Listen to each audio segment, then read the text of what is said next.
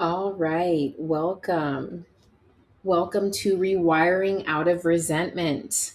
This is just a brief orientation. You know, your girl had to go a little extra, but I need visuals because it helps.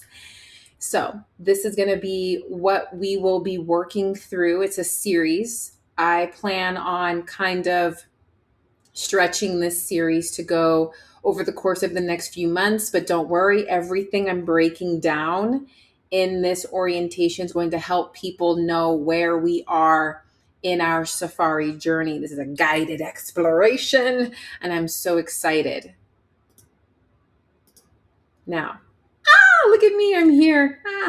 Welcome to the safari of human behavior. If you are new and I've never actually formally introduced myself, I think I have maybe once. My name is Savannah Kizzy, and I am a licensed professional counselor, soon licensed professional supervisor. Cannot wait for that. And I am licensed in the states of California, Texas, and soon. Wait, did I say California, Texas? Wait, I'm licensed in the states of Texas and Alabama and soon California, which is my home state. I did things backwards, but I digress. I am a licensed professional counselor. I also do coaching and mentorships, consulting services for those who are not within state lines. For those of you who are interested in working with me, whether in a clinical capacity or in a coaching mentorship capacity, you can email me at info@thesafetytospeak.com. I'll give you more information about that later at the end of my glorious presentation. Now, through this activity, is it an activity? I don't know, but I'm excited. It's going to be a series. The home base is Substack. So if you're not on my Substack, please subscribe. You do not have to pay. This is going to be a free series that we're going to be going through, stretching across time and understanding resentment. I'm so excited about this project. I can't wait to dive in. So let me go over my notes real quick so we can discuss what we're going to be getting into. All right. So first, when we understand resentment and rewiring out of resentment, we have to understand the internal terrain that's shaping human behavior. We have to understand the terrain that's shaping our attachment patterns, our emotional reactions, our nervous system responses, and relational conditioning. All right, because we got some old blueprints and we got some currently being Pavlovian style conditioned blueprints, and they're clashing right now. And it's impacting the ways in which we relate to each other. So we're going to unpack all of this. And, I'm very, if you haven't noticed, very ADHD, hyperactive. I tend to squirrel and Costco style things. So I'm so glad that I finally landed the plane and got a path for us, because this is going to be such an amazing journey. That's why it's going to stretch across a few months. And there's going to be side quests, but we'll get there. I don't want to Costco style it, I like to do everything all or nothing. But this series is going to explore how family systems, environmental conditioning, and unresolved wounds, hypervigilance, learned survival strategies, how all of that influences the way we perceive connection, conflict, intimacy, trust, and emotional safety. So we're going to explore and we're going to learn a lot about what all of that looks like, okay? So for rewiring resiliency, developing the psychological and nervous system capacity to tolerate discomfort without immediately collapsing into avoidance. There's going to be all different types of avoidance, not the Instagram type of avoidance where we just don't talk crap about the avoidant. My anxiously attached, y'all are avoidant too. Y'all just out here looping in an anxious loop. So avoidance, defensiveness, shutting down, people pleasing, emotional monitoring. That energy. All of these different loops create conflict. Participants in this series, y'all, me, us, right? We are going to learn how repetitive emotional experiences shape neural pathways and how intentional practices of movement novelty, play, regulation, and awareness can support neuroplasticity, emotional flexibility, and relational repair. I'm excited. Now, curious exploration. When it comes to approaching human behavior with observation instead of immediate judgment, we have to name this, okay? This safari over here on the Safety to Speak corner of the internet, it encourages participants to examine their relational patterns. We're not out here pointing fingers at everybody else. We're looking at ourselves. Where's my notes at? I lost myself. Okay. So we have to examine our relational patterns. We have to examine our resentment loops. We have to examine our emotional conditioning, our identity attachments, our projections, and the undercurrents that leak into our communication. We have to see all of it through a lens of curiosity. That's the deal, okay? I give this stuff to you for free, and that's the deal. You activate your curiosity. You activate discernment. Some of y'all might not have a strong muscle for discernment. That's okay. We build it. And then also psychological insight. Understand that when we do this work, we're not here to perfectify. We're not robots. We're not AI.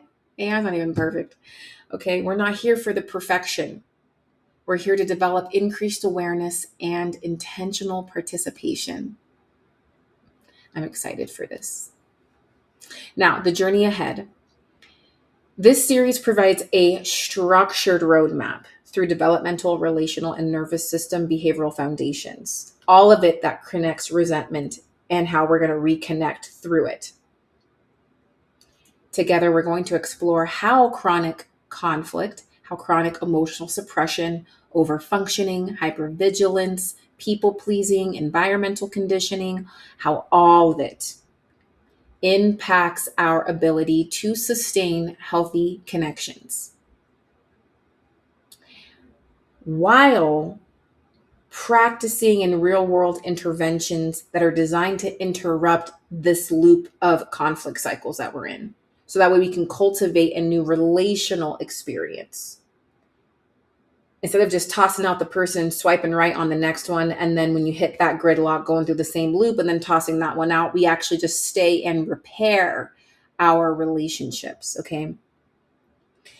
We have to understand that these behaviors, they don't just emerge in an isolation, okay? The way that we attach, the way that we react, the way that we withdraw, pursue, monitor, overfunction, people please, avoid conflict, or the way that we've even become hypervigilant. Like me, I'm a very hypervigilant person. All of that is shaped through developmental experiences, those imprints in our timeline.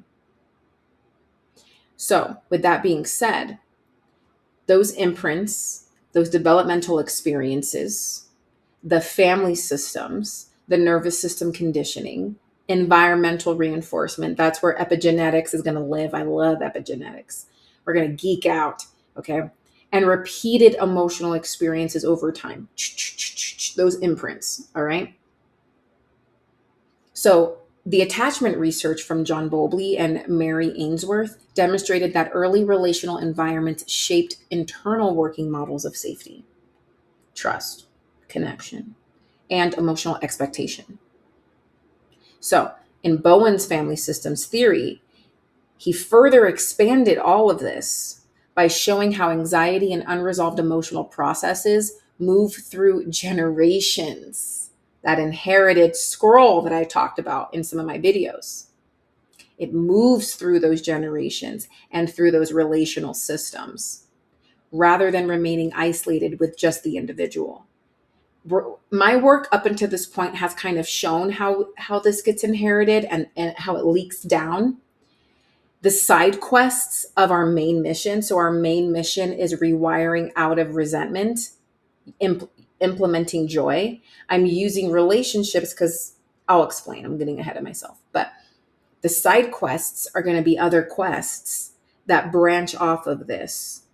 And some of that generational historic stuff is going to get some of y'all real booty tickled because we explore nuance. We're going to explore nuance. It's going to be a prickly road. Some of these side quests are going to be real prickly. That's okay, because we're going to learn how to sit through the discomfort. The same thing you're doing in your relationships when you interrupt the conflict storm through implementing joy activities. That's a muscle you're building out in between our work together during this series. You're going to be out there doing the work with your partner. Let me keep going because I'm jumping ahead. This is what I tend to do. Now, from a neuroscience perspective, repeated emotional experiences strengthen neural pathways. Some of y'all are repeating the same, y'all frequent flyers on the chaos frequency. Okay, that's where we are. That's the neural pathway that we keep on repeatedly strengthening. But in Hebb's principle, neurons that fires together wire together. It helps us understand and explain why chronic exposure to criticism, chronic exposure to emotional unpredictability, shutdown, conflict, or inconsistency can condition the nervous system to anticipate threat before it even occurs. So, what does that mean? It means that when we implement our interruption activity through joy activity, or we interrupt the conflict storm with the joy activity, we are going to experience some of those stressor responses. We're going to experience some of those responses where the doubts come in, the why should I do this, the I don't even want to go, I don't even like you, the unconscious ways our nervous systems instigate conflict as a means to avoid the activity of joy. All types of things will happen. Through this intentional work, you will notice it. You will see how maybe you might be the one that unconsciously instigates conflict, and you might not even realize it. It's not about blame. Aren't y'all tired? Y'all been playing the blame game. It's not about blame. Because when we are choosing to be in relationships, we will learn real quick, love is not enough. Let's take a moment of silence for love. It is not enough. That was a very brief moment of silence. Mostly because love is a choice. And when it gets too hot in the kitchen of the nervous system, a lot of us choose pettiness for the streets behavior. We don't choose the commitment. We don't choose the vow. We choose the immaturity. We choose the Rugrats gone wild. So this is why many people are not only reacting in the present moment, they're reacting to remembered emotional environments their nervous system learned to survive. So once we feel that heat in the kitchen, I'm not going on this date. Forget Savannah's activity. I'm not trying to do Savannah's activity. Forget her, right? We're going to cancel that.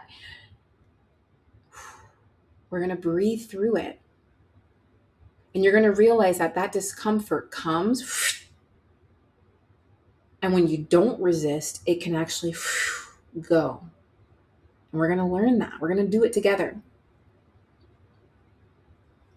Okay. Am I allowed to take a drink? I know y'all are talking about therapists can't drink water. I don't know the rules.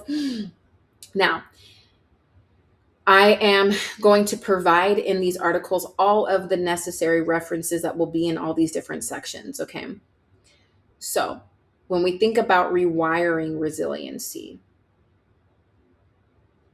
let me see, where is my show notes?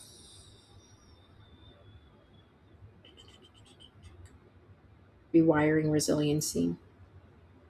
We have to understand one of the biggest misconceptions about healing is that awareness alone changes behavior. My notes are a little bit confusing.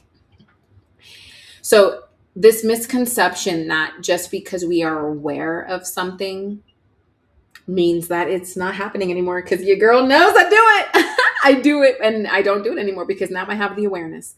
That is a misconception. Awareness without any practice just leaves people intellectually informed. That's why we're out here intellectualizing everything. But physiologically, we're still conditioned and wired the same way. We're just hiding under our little umbrella of intellectualized language, and we're actually not embodying the real work. So when we talk about resiliency, resiliency is the nervous system's capacity to remain present with discomfort without immediately escaping into old protective patterns.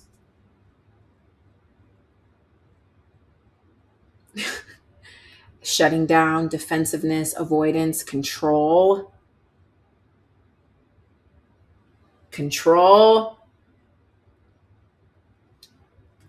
People pleasing, aggression, emotional monitoring, substance use, or compulsive distraction. We're not doing that. We're not jumping to those things anymore. We're going to the skills. Those are that's the old software. We're going to download the new software. Now, research on neuroplasticity demonstrates that the brain changes through repetition and experience-dependent learning. It's like hands-on learning. This is why the joy activity is hands-on. I always tell my clients the real therapy happens when you leave the session anyways. You come back in and we report back. How did it go? How did we do? So for those of you who don't know, I do have a free community called Chasing Milligrams. I highly, highly, highly encourage y'all to please, please join. Please, pretty please. Not just because I want friends there, but, well, that's the main reason why I created that community, but because this is the safe space behind the inconvenience of having to set up an account. That might be too much for some people, for the streets. Then they might not want to do the create an account business. So there's a little bit secure. So you can go in there, share your journey. Do not raw dog this alone. We are here together. So we can participate in it over time. Now, polyvagal theory becomes very important in my work. Stephen Porges, his work explains how the nervous system constantly scans for cues of danger or safety through a process called neuroception. When couples become chronically activated, the body begins associating the relationship itself with stress and threat. So for those of y'all that are in a high conflict relationship and we're getting ready to implement this activity, what we must understand is you will experience discomfort. The amygdala doesn't have eyes. So right now, your partner's the op. It's the op. So it's going to fire and wire all of those sensations to tell you, girl, get away from him. Get away from her. We don't want to go on this trip. We don't want to do this experience. It's going to talk you out of it. And then you'll notice that you'll start getting stress response symptoms and you haven't even done anything. You just planned the activity. You might notice that conflict happens before the activity, the day before, on the way to the activity. Collect all the data and we're going to learn how to breathe through it. So when we rewire, we have to understand that rewiring requires intentionally introducing new experiences of regulation, of movement, of play, of novelty, and of co-regulation. The key word here is novelty. All right. So the nervous system can begin to update its predictions, meaning the amygdala can start realizing, okay. Unlearn old software, download new software. Understand in this work, whether you work with me one-on-one in any capacity, or working with me during my free content, you're one of my sanctuary members, you're in the community, please understand, please, as long as you're under the Safety to Speak umbrella, you're anything that has my name attached to it, we have to understand this work is not about never feeling discomfort. The goal is just to increase our capacity to move through discomfort without automatically collapsing into a survival mode. Okay. So for the curiosity exploration, curiosity is key. Now, the journey ahead. The series is structured as a guided roadmap through resentment, nervous system conditioning, emotional inheritance, and relational repair. That's key.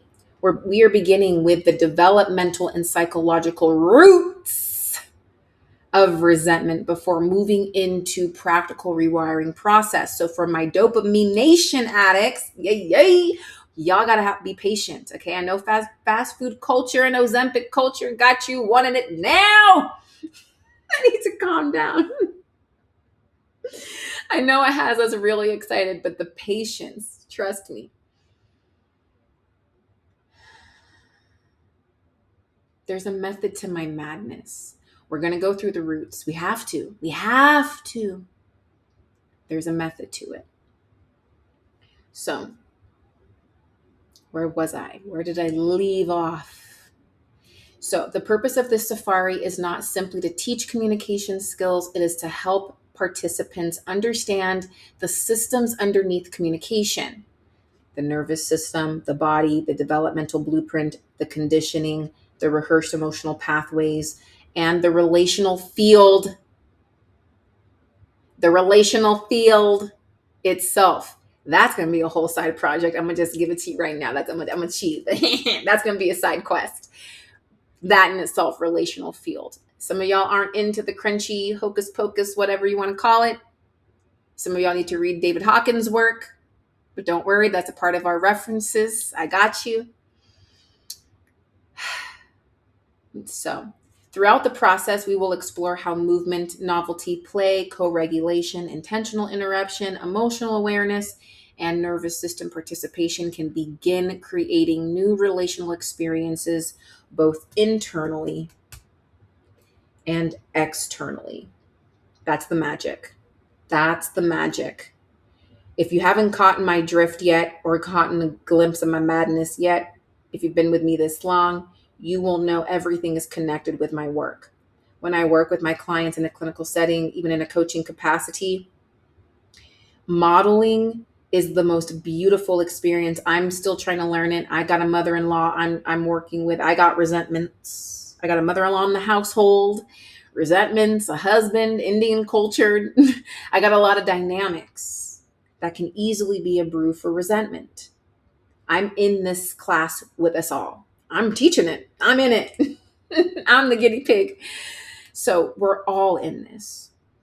So we have to understand how it all intertwines, how everything connects. That's why there's going to be side quests here. This work is not passive. It's experiential. So I just really want to make sure we understand that. Now, let's move to the next one. Let me make a little peek. Okay. Now, why are we starting with relationships, right? That's a good question.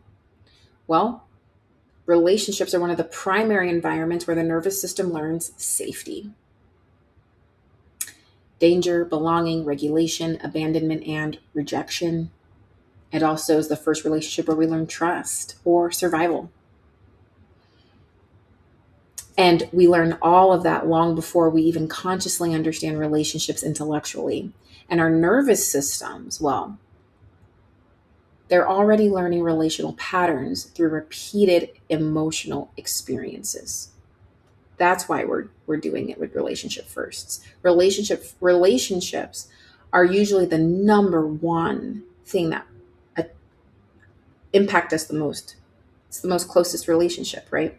I think about in the movie Eat, Pray, Love, in the very beginning, she's talking about these women in these concentration camps. And despite being in a concentration camp, they're talking about, oh, there's this guy and he's over here in the triangle.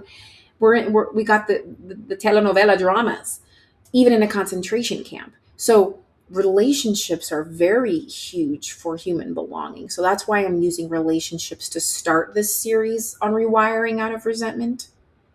Because when it touches us in an important place, we're more likely to stay tuned and follow along and learn in this process. So attachment theory, which is developed by John Bowlby and was later expanded by Mary Ainsworth, it demonstrated that early caregiving environments shaped what are called internal working models, unconscious expectations about ourselves, others, and connection itself, how we perceive it. If you didn't watch my very first YouTube video, it's rooted in perception. So the mirror self, or the mirror of self. Relationships often become mirrors reflecting the parts of ourselves that we haven't fully explored. We haven't fully integrated them. We haven't healed them. We haven't even understood them. Some of us are professional shelfers, professional compartmentalizers, and that stuff has been back in the closet, back there for years, decades even. So, intimate relationships, especially, they tend to activate these unresolved, suppressed vulnerabilities because closeness, it naturally increases emotional exposure. So, Carl Jung, he spoke extensively about this project. Oh my gosh. Carl Jung has his book called The Red Book.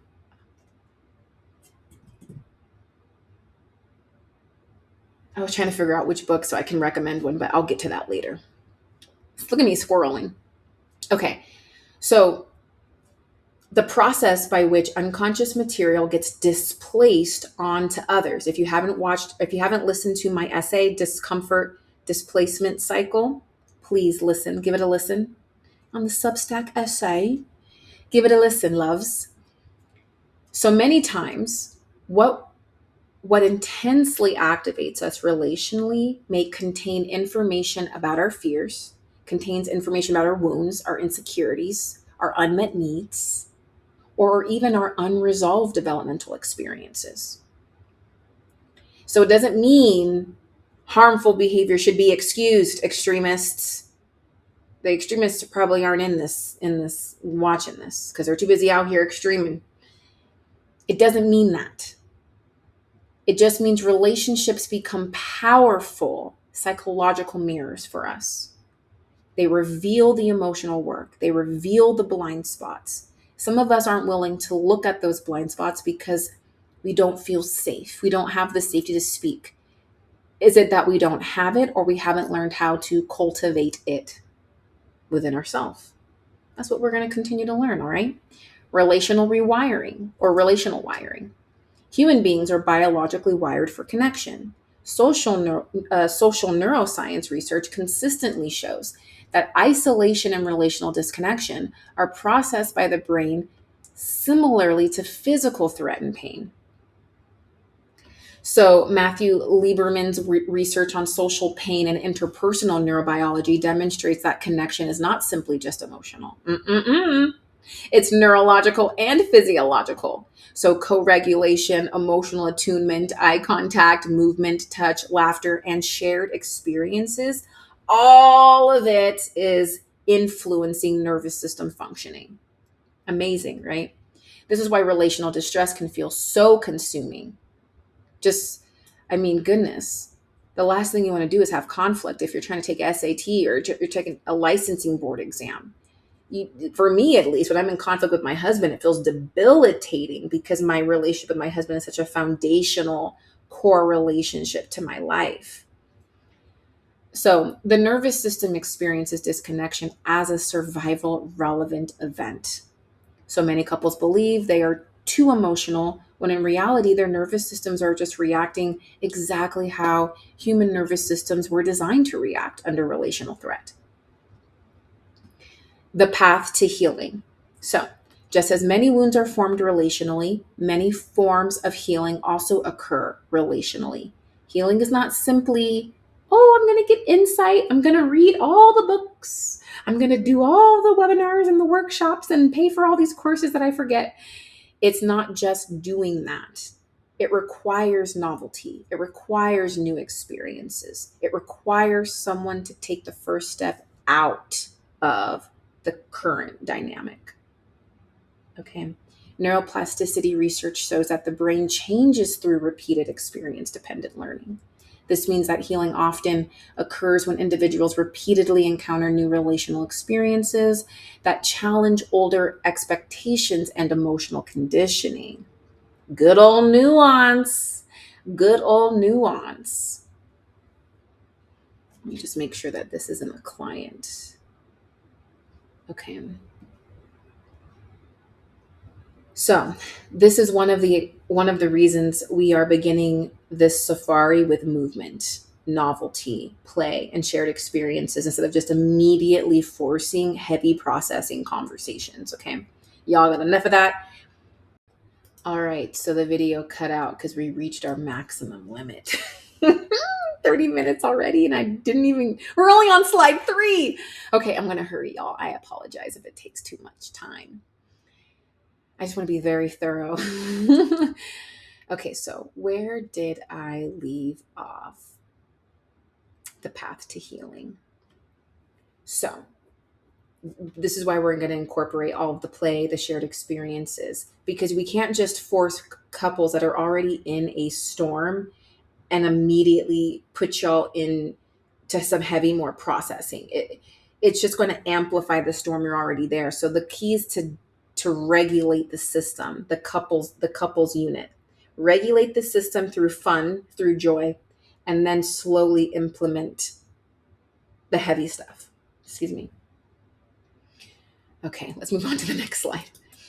So, what is rewiring? Let's understand that. Okay, so because one of the most important concepts in this entire safari is neuroplasticity. That's the brain's ability to reorganize itself through repeated experiences. So some of y'all have frequent flyer miles to the chaos. That is your willingness, your role, you, my dear, created that neural pathway through that repeatedly frequent flyer chaos. So for many years, people believed that the brain was mostly fixed after childhood. But modern neuroscience has shown that the nervous system remains adaptable throughout life. That's the amazing part of the brain. Every repeated thought, emotional response, behavior, relational interaction, and survival strategy, it strengthens central neural pathways over time.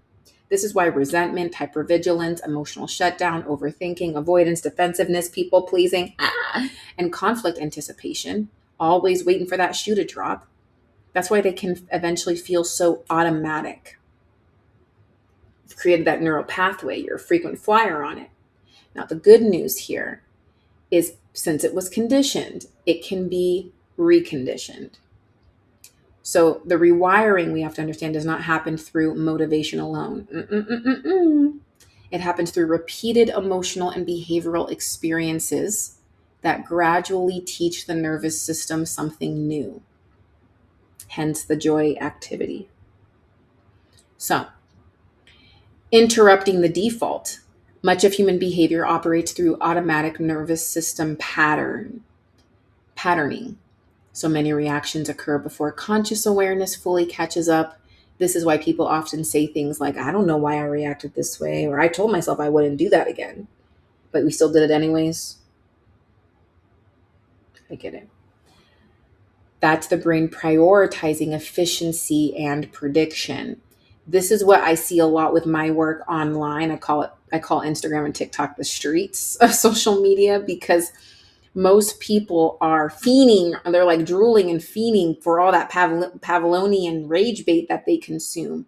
So when they experience nuance accounts, nuance videos, they automatically assume that somebody's trying to hurt their feelings or attack them. So their brain prioritizes efficiency and prediction by projecting an identification projection, right? I'm projecting whatever I already have in here onto you. Over time, we do this to our partners, right? Repeated emotional experiences create default reactions, and it's designed to help us survive familiar environments. So I'll give you some examples. Criticism may trigger defensiveness. Distance may trigger panic. Vulnerability may trigger withdrawal. Silence may trigger hypervigilance. So when we are doing the rewiring work, we have to understand it requires learning how to interrupt the automatic pathway long enough to introduce the new response. This is why awareness and reflection, intentional practice, and nervous system regulation start to become essential parts of this work. Paving new trails. So I often use the metaphor of safari trails because neural pathways work similarly. The more frequently a trail is traveled, the easier and more automatic it becomes. For those of you who are hikers, untouched terrain requires more effort initially. You're trying to clear it out. You're trying to trailblaze because the pathway hasn't been reinforced yet. That's the same thing that happens psychologically. If resentment, shutdown, criticism, overfunctioning, emotional monitoring, or people pleasing have become the dominant emotional pathway, then choosing softness, movement, play, redirection, regulation, curiosity, or vulnerability may initially feel awkward and unnatural and even unsafe. Doesn't that make you think, though? Because even outside of this activity, imagine all of the things people think is unsafe, and it's really not unsafe. It's just their perception of it. Imagine how many relationships suffered or died because of that one fact. Now, we have to understand that the amygdala is the one that doesn't have eyes. The amygdala is sending the sensor, the responses in the body, right? That creates the feeling of, I'm unsafe because I feel it in my chest. I'm sweating. That is why we automatically believe it must be true. It must be unsafe. But over time, the repeated practice gradually strengthens the new trail while weakening the dominance of the older pathway. Isn't that beautiful? So, biological adaptations. So the nervous system constantly adapts to the environment it experiences most often. So if a person lives inside chronic stress, conflict, criticism, unpredictability, emotional suppression, or relational instability, guess what the body's going to do? It's going to start calibrating itself around survival. If you didn't listen or read my commute calibration essay, go find that on Substack. It's a beautiful essay. Substack essay. Now, eventually, hypervigilance starts to become the baseline for functioning. It starts to become normal. Tension feels normal. Resentment feels normal. Overthinking feels normal. Emotional guarding feels normal. The safari is about intentionally introducing new experiences that help the nervous system update its baseline. We're helping the body experience enough regulation, enough movement, and enough novelty, connection, play, and emotional safety that curiosity becomes accessible instead of going straight to defense pathway.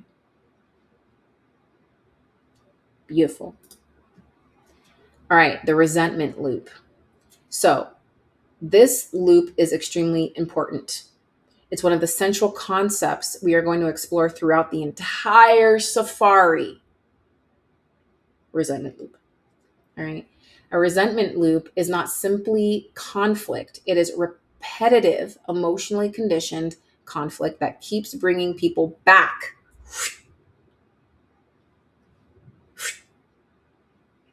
Sometimes we relapse into the resentment loop, and that's a part of the process, okay? We're not going to do the shame and the I should have. No. We're not going to do that over here. This will happen. It brings you back to the same emotional injuries, the same reactions, the same assumptions, the same unresolved pain over and over and over again.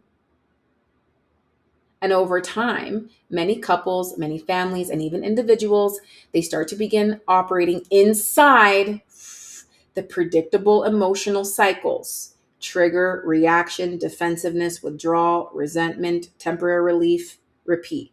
Trigger, reaction, defensiveness, withdrawal, resentment, temporary relief, repeat. This loop becomes so familiar. And familiarity becomes psychologically addictive. We have to remember this, okay? Even if it hurts, all right? We're fiends for that discomfort, right? That's why I always challenge us. We can handle the discomfort of this, but we can't handle the discomfort of speaking up for ourselves, right? We also have to understand that resentment loops are often a form of avoidance. So you've been looping all day because it keeps you from over here facing what we need to face. People assume that avoidance always looks passive or silent, but chronic conflict can also function as avoidance because the couple stays trapped arguing about symptoms instead of confronting the deeper wounds, the fears, the boundaries, the grief, the unmet needs, or developmental conditioning underneath the cycle itself. Okay. So throughout this series, we're going to unpack what resentment actually is, how resentment develops, how resentment gets reinforced, how resentment becomes inherited, and how people unknowingly sustain resentment through toleration, suppression, overfunctioning, people pleasing, emotional dishonesty, and the avoidance of discomfort. So let me see real quick. It says finding the exit. So this safari is ultimately about learning how to identify the loop and intentionally taking the exit. That's that step out. And we take that exit. We don't do it through avoidance. We're definitely not doing it through bypassing, which is that George of the jungling through the vines to avoid accountability. We're not pretending that the conflict doesn't exist either. Some of y'all are real masters at that one. But we're exiting the loop through awareness, through nervous system regulation, through intentional interruption, movement, play, compartmentalization skills, curiosity, and repeated relational experiences that help create new emotional pathways. One of the most important things we are going to practice throughout this series is learning how to temporarily shelf conflict for the greater goal of reconnection and nervous system repair. Okay, we're not suppressing over here. This is a strategic interruption. Okay. Over the next several months, we are going to slowly unpack how resentment loops form, how they become reinforced, and how people can begin building new relational experiences that can create different outcomes. All right. Why we're starting off with joy. The biggest misconception in modern healing culture today is that joy is optional or that joy is something we earn after suffering enough. But from a nervous system perspective, we have to understand joy, play, movement, laughter, curiosity, novelty, and connection. Those are not luxuries. Nope. Not in today's society. They cannot be luxuries. They're biological signals of safety. Okay. I'm really trying to do good on time here, but I can't. I have to. If you think about this, right? If you look at the spirit of a child, over time, and you look at the spirit of an adult, it's bogged down, weighed down. Not because I'm trying to diminish what life occurs for adults, but because I'm trying to highlight how we've lost our funness. We don't have fun anymore. We don't bring joy. We're so serious all the time. That just creates chronic survival mode. And so when people live inside repeated resentment loops or repeated conflict cycles or hypervigilance, emotional monitoring, criticism, shutdown, or emotional exhaustion, we have to understand that the body starts to calibrate around threat. So joy becomes clinically important at this point because it helps signal to the nervous system, we're not under immediate attack right now. Okay. And that matters because the amygdala doesn't have eyes and it's the brain's threat detection. If it's relying on you to help it differentiate between a real threat and what's a perceived threat, it's the blind leading the blind in your nervous system, folks.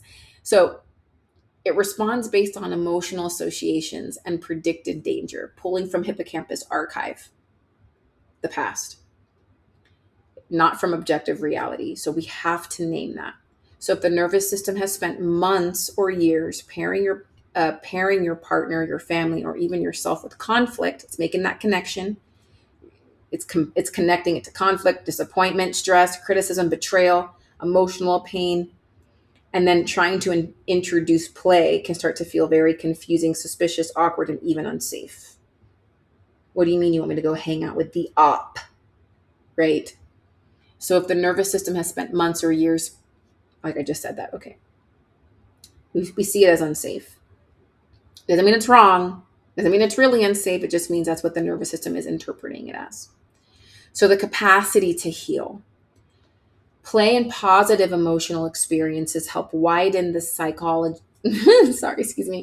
Play and positive emotional experiences help widen what psychologist Dan Siegel refers to as the window of tolerance, which is our nervous system's ability to remain emotionally present without becoming overwhelmed, shutting down, disassociating, or escalating into survival responses. When people are chronically activated, they often lose access to flexibility, curiosity, creativity, empathy, and perspective. The nervous system narrows into survival responses: monitoring, protecting, scanning, anticipating, defending. That's where it'll go. Play can interrupt that narrowing. Novelty, shared positive experiences, all of that helps create psychological flexibility, emotional openness, and increases nervous system adaptability. This is one of the reasons we intentionally begin the safari with joy before deep process work, which is why once I give you this essay and it gives you all of the details, you go ahead and start it. Go start joy while we go on our safari through rewiring resentment, because we're going to help the body soften enough to tolerate deeper reflection later. So please do your part and go experience joy.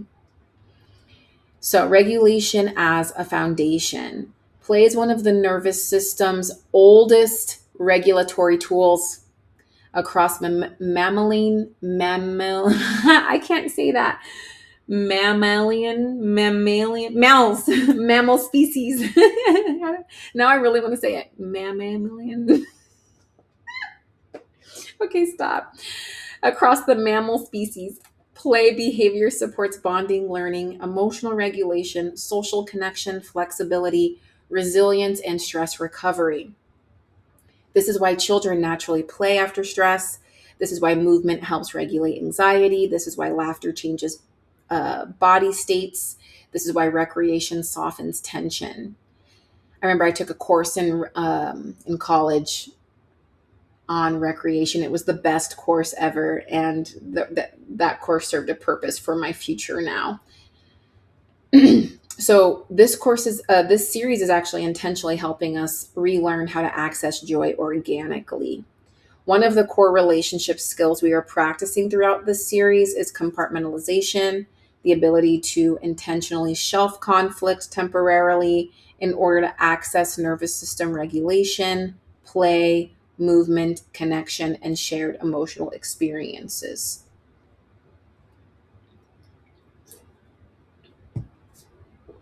Excuse me, I apologize. Now, we have to understand, we're not fostering avoidance here. We have to understand this is a strategic interruption, because most couples in these conflicts cannot effectively repair while trapped inside constant threat activation. So, sustainable change. One reason many healing journeys they fail because people unknowingly associate growth only with exhaustion, heaviness, shame, hyperanalysis, suffering, or endless emotional processing. The nervous system is far more likely to sustain change when positive emotional reinforcement is present. Joy creates motivation, play increases engagement, novelty increases dopamine, shared positive experiences create emotional memory. This is why sustainable healing cannot just involve excavation of pain. There must be all of what I've just listed, especially pleasure. The joy protocol.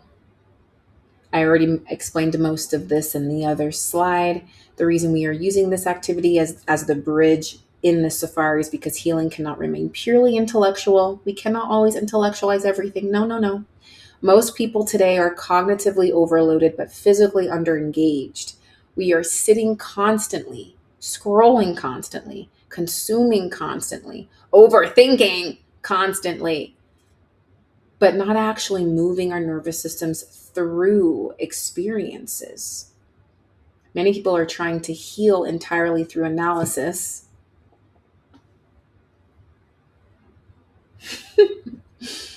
While remaining psychologically frozen. Movement matters because the body stores activation. The nervous system was designed for rhythm, for motion, for exploration, play, novelty, and social engagement. Yet modern lifestyles keep people trapped inside repetitive loops, sitting, scrolling, ruminating, anticipating, monitoring, and emotional stagnation. Resentment in itself can be built just from that, not stepping up to your full potential. The brain is constantly trying to conserve energy by predicting what comes next. So when people stay trapped inside resentment loops, the nervous system becomes overly familiar with the same emotional pathways. Same argument, same thoughts, same assumptions, same body responses, same emotional endings.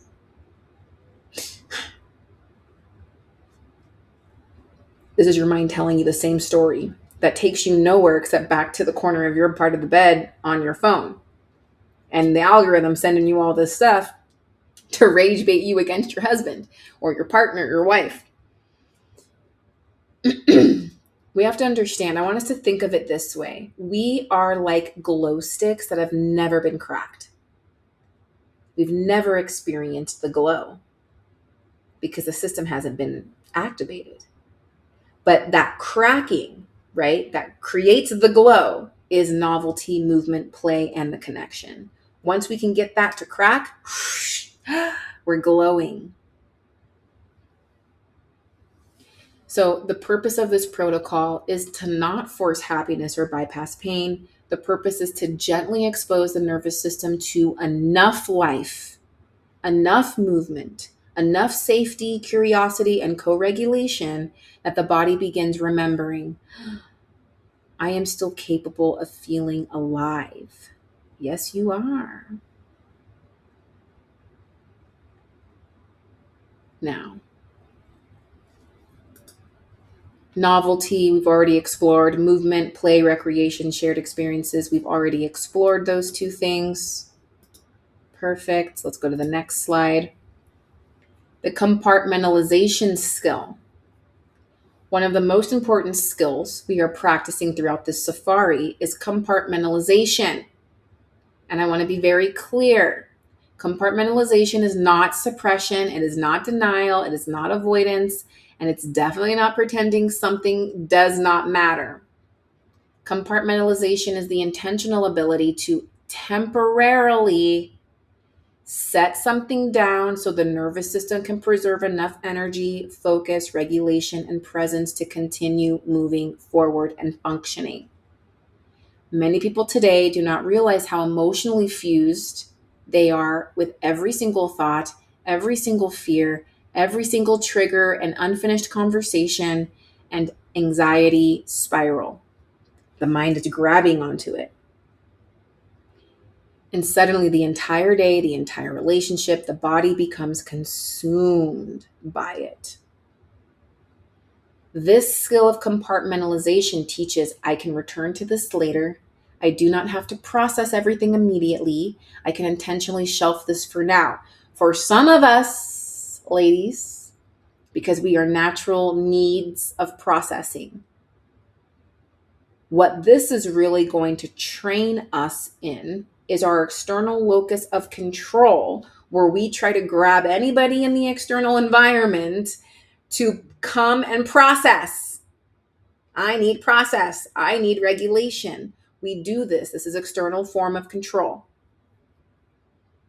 Now, men are naturally socialized into some of this form of compartmentalization because culturally they are often expected to continue functioning despite stress, emotional discomfort, or unresolved issues.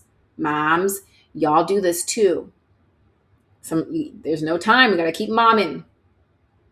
But men, they have that skill more biologically, which sometimes makes women personalize that and think that they don't care. But we're going to learn this because ironically, this can become very triggering in relationships. Like I just said, some women interpret that as emotional detachment, dismissiveness, or lack of care. But for some men, in reality, it's simply just being able to temporarily shelve an emotional activation until they have the capacity to revisit it. Us women, we need to revisit it until we are done revisiting it. And then once we learn how sometimes the revisiting of it constantly creates more stress for us ladies. I'm not saying men do it perfectly. We're not playing the extreme game here. I'm just naming this, okay? This is where nuance is. This is a skill that women can benefit from, truly. We really can. Let me see, where did I go? So in this safari, it is helping us practice setting things down temporarily, returning intentionally, returning, choosing when to engage, and preserving energy for the life we are still trying to live. Because if we cannot compartmentalize, anxiety begins governing everything: relationships, routine, work, hygiene, health, responsibilities, and our joy and ability to stay present. So, for couples in this series, you are responsible for choosing and participating in your own activities together and separately. I'm not hosting the experience for you. That's the part that falls on y'all. The practice itself is learning how to intentionally choose connection despite the resistance. So if you're an individual that's not in a couple and you're learning how to rewire out of resentment, don't worry, this work is still for you as well. It may look like learning how to continue caring for yourself, moving your body, tending to your responsibilities, engaging in your life, in your goals, in your missions, right? A lot of times for my individuals, when we are full of resentment, it can weigh us down so much that we don't even have the motivation to do the things that we need to do. We end up reaching burnout. We end up neglecting ourselves. So the goal here is agency. We're learning how to hold emotional weight without letting it completely consume the nervous system. Now, the rules of this safari. I want to go through this quickly. A big part of this work is learning how to stay present long enough for the nervous system to experience something different instead of immediately collapsing. So you may argue before leaving. You may feel emotionally shut down. You may feel disconnected. You may feel numb. You may feel you want to cancel the activity. You may feel irritated sitting next to your partner. You may question whether any of this is even working. That's the work. Sitting in all of that and not caving to, I'm going to go home, turn the car around. I don't want to do this with you, or I don't want to do this for myself. We're going to push through. The discomfort is not the proof that the protocol is failing. The discomfort is often the proof that you are interrupting the familiar loop if you don't relapse and then turn around. Because relapse is going to be a part of this. So don't beat yourself up. The safari is teaching nervous system resiliency, the ability to tolerate emotional discomfort without immediately surrendering to avoidance, escalation, shutdown, or retreat. If we're in conflict and we're on the way there, we can, if we feel that the conflict is starting, we can interrupt it by staying silent and still making our way to the activity. Because that right there is huge win if you can successfully do it and not cave to the conflict. Even if you fight the whole way there and you still show up, that's doing the work. So one of our core rule is we finish what we start. We don't do it perfectly or forcefully, but just purely intentionally. So even if you show up irritated, even if it feels awkward, even if you're quiet for most of the activity, even if the nervous system is resisting being there, you showing up still matters because you're creating the new neural pathway. Okay, I'm going to go to the next one. Raw dog and joy. Okay, this section is intentionally playful in language on purpose, but clinically what we are talking about is learning how to experience pleasure, connection, movement, presence, and regulation without relying on artificial buffers to get us there. Okay, because we've been so disconnected as a society from organic forms of dopamine. We're overstimulated, we're over scrolling, we're over consuming, we're over distracting, we're over buffering. And because of that, simple experiences like silence, eye contact, stillness, play, slowness, movement, awkwardness, connection, boredom, and presence, they can feel so uncomfortable. And that discomfort is important. If you feel the discomfort, we're doing it good. All right, just to pick up again, we reached our threshold of 30 minutes for each clip that I'm recording. So what we talked about was the discomfort and how experiencing the discomfort is important. That's the point, because the nervous system has been conditioned towards high stimulation and low effort reward systems, fast food culture, fast entertainment, fast dopamine, fast distraction, fast validation. Social media especially has conditioned many of us to believe pleasure should be immediate, constant, and easy and effortless. Excuse me. But we have to understand something, okay? Social media is not free. No, no, no, no, no. It costs us energy expense. It costs us our attention. It costs us our focus. It costs us our energy, our nervous system capacity. It costs us our relational presence. It costs discernment and what I call the expense of energy it takes to choose that over the organic forms of dopamine. Everything costs energy. All right. And because we have become so accustomed to low energy forms of stimulation, many people now struggle to tolerate the emotional effort that's required for deep relationships, for repair, for connection, vulnerability, consistency, play, awkwardness, and sustained emotional presence. So yeah, this safari is asking people to raw dog joy a little bit, because we don't know how to experience this type of intentional joy without all of the buffers. Substances, constant phone distraction, escaping every uncomfortable sensation immediately. We allow ourselves to sit inside of silence, uncertainty, awkwardness, cognitive dissonance, emotional resistance, and the body sensations that arise when we stop distracting ourselves.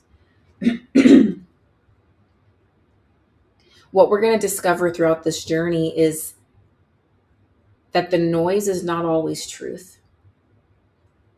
That noise that comes behind our feelings is not always truth. Sometimes the nervous system is just reacting to something that's unfamiliar. The real work becomes, can I metabolize through discomfort long enough to access something on the other side of it? Can I stay present long enough for my body to remember I'm allowed to feel alive without escaping myself first? That's what we will explore.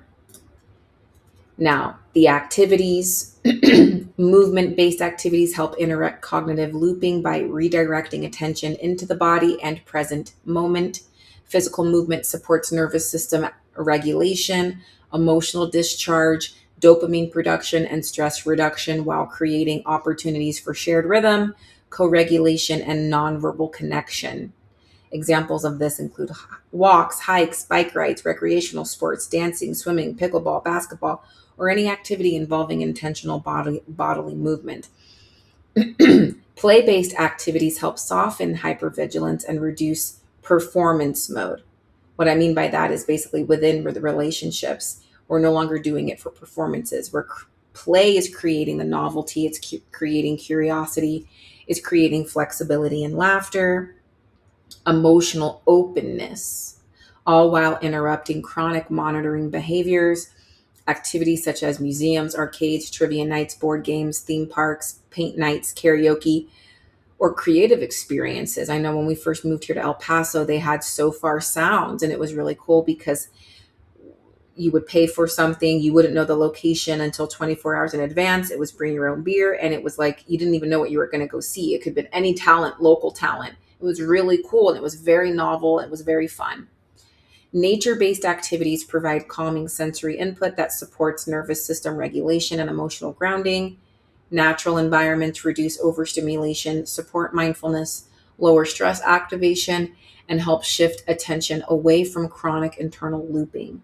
Activities may include parks, lake walks, beach days, botanical gardens, picnics, outdoor concerts, farmers markets, sunset walks, hiking trails, Horseback riding, sitting outside together intentionally. I love people watching. Sometimes that's enough.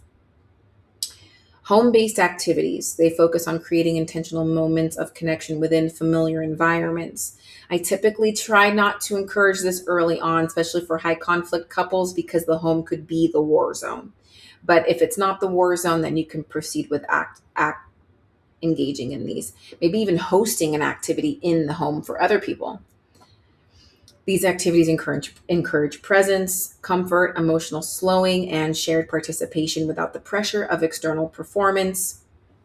Some examples can be cooking together, movie nights, stretching, home spa nights, card games, puzzles, baking, candlelight dinners.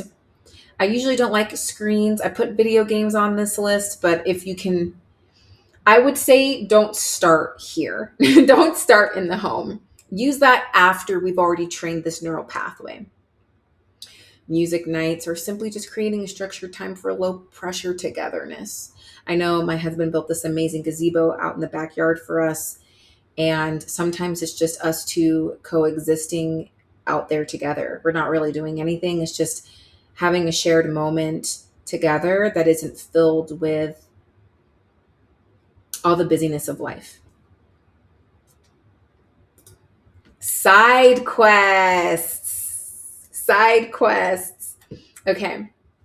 This safari has a main road and it has side quests. So if you're new to my channel, my work, my corner of the internet, a lot of my work, I haven't done what do I call them? They're not called side quests, but like scavenger hunt type of field trip. I don't know. I hide freebies in my work, if you haven't noticed. I haven't done it in a while lately because it takes a lot of work, but early on, I created a 10-page freebie based on anyone who could follow the scavenger hunt details and find it. So now the main road of this project specifically is rewiring out of resentment through relationships, okay? Implementing joy. That's the main road we're on. But we have to understand that resentment does not just exist in an isolated dynamic, right? So some of these side quests, as we travel this road together, we're naturally going to encounter deeper trails branching off into family systems, cultural inheritance, identity formation, societal conditioning, epigenetics, historical trauma, gender dynamics, attachment, collective resentment, and inherited emotional narratives. Those are possible side quests. I already have a lot of projects. The relationship becomes the hook that I get us intrigued with the quest, right? Because relationships are the most people that we're directly feel the impact of that resentment. But once we begin examining resentment honestly, we inevitably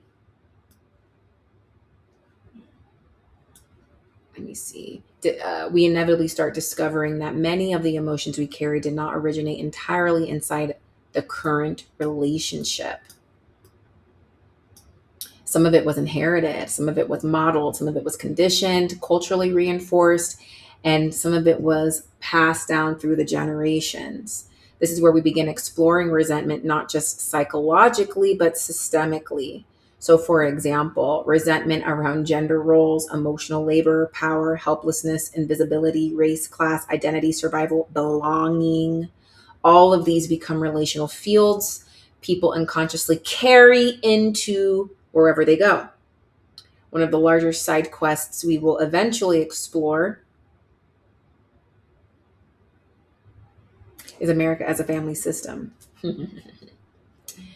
That project's going to examine how many micro-level societal dynamics mirror unresolved family system dynamics. Polarization, scapegoating, projection, emotional cutoffs, avoidance, hypervigilance, the golden child, tribal identity, inherited fear, and resentment loops operating collectively.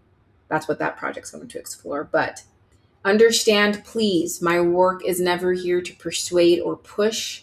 It is here to give you some nuanced diversity in our buffet. And some of y'all have a very polarized buffet, and I'm here to give you some more flavor. We're studying how human beings inherit emotional narratives and unconsciously organize around them. We're also going to carefully explore difficult conversations around historical trauma, inherited survival mechanisms, learned helplessness, social conditioning, collective identity, and resentment passed down through generations. None of this is here to erase history, shame people, or deny injustice. But we have to understand that resentment's never just personal. It's historical, developmental, cultural, familial, and collective. This safari is going to give us permission to explore these traits carefully, thoughtfully, and with nuance.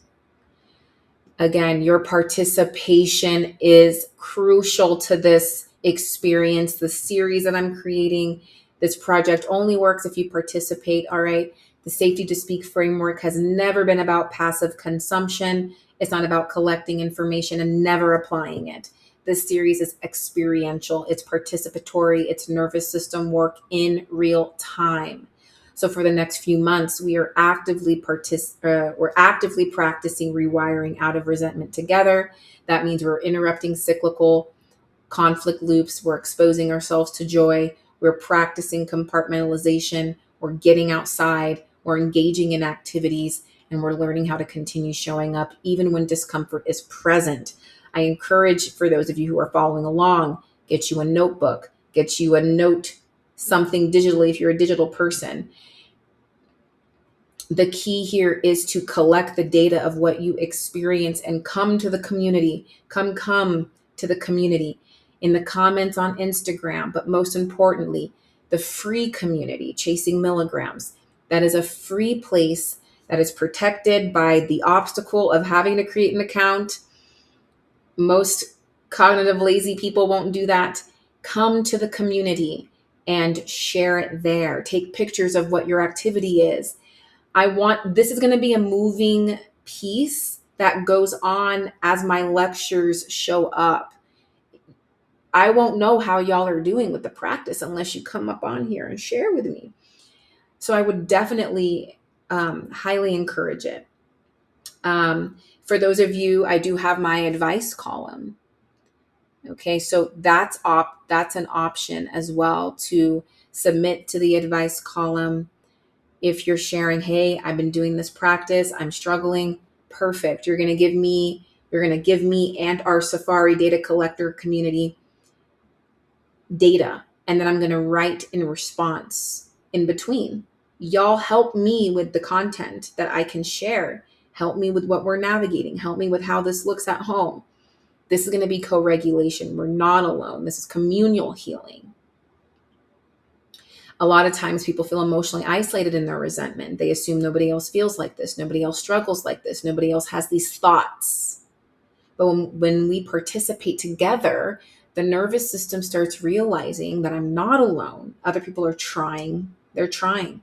Other people are practicing. And other people are struggling and still showing up. And this matters because throughout the series, we participate.